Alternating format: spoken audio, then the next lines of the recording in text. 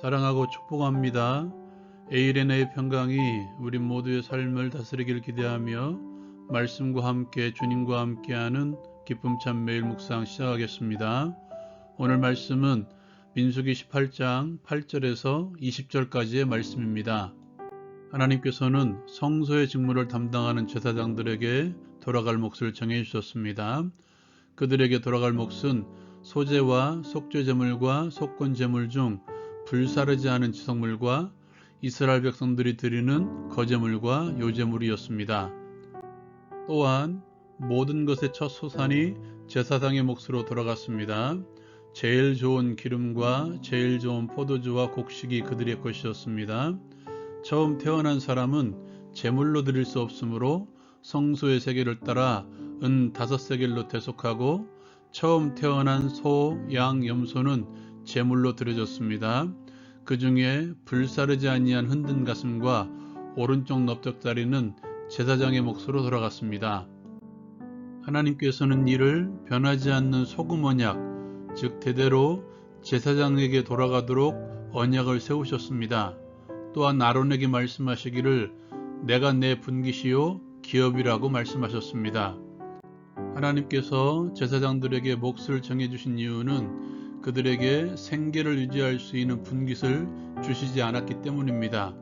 약속의 땅 가나안 땅에서도 그들에게 돌아가는 기업은 없었습니다.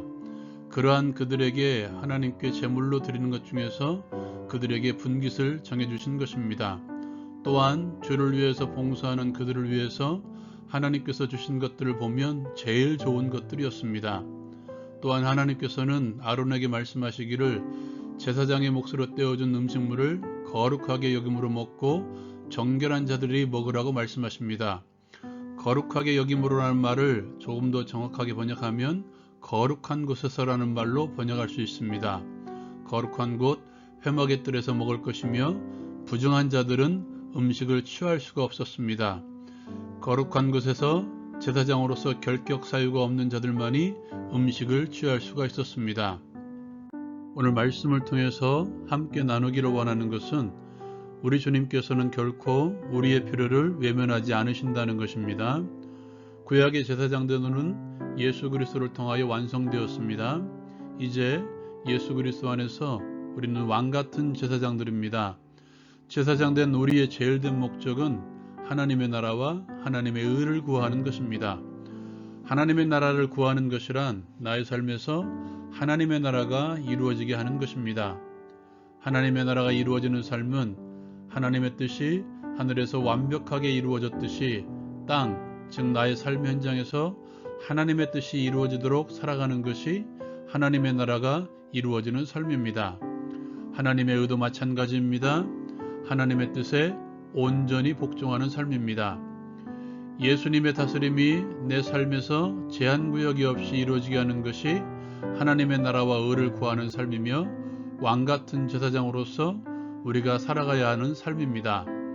하나님의 나라를 이루어가는 왕같은 제사장들의 모든 필요는 하나님께서 채워주십니다. 오늘도 은혜의 보좌 앞에 나아갑시다. 때를 따라 돕는 은혜가 우리의 삶에 넘쳐 흐를 것입니다. 두 번째로 주신 것에 대한 사용입니다. 주신 것에 대한 사용법으로 가장 필요한 것은 청지기 의식입니다.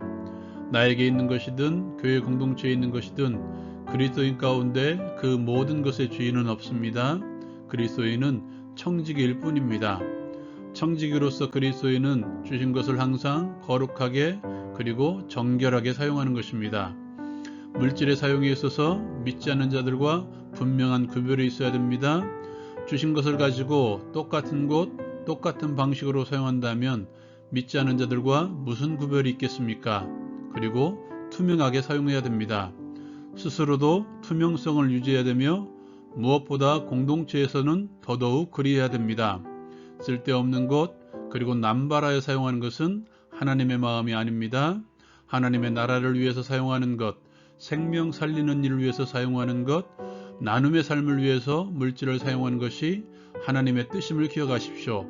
한번 점검해 보십시오. 나와 공동체의 물질이 어떻게 쓰이고 있는지 한번 점검하시고 하나님께서 주신 목적에 맞게 주신 것들을 사용하는 자들이 됩시다.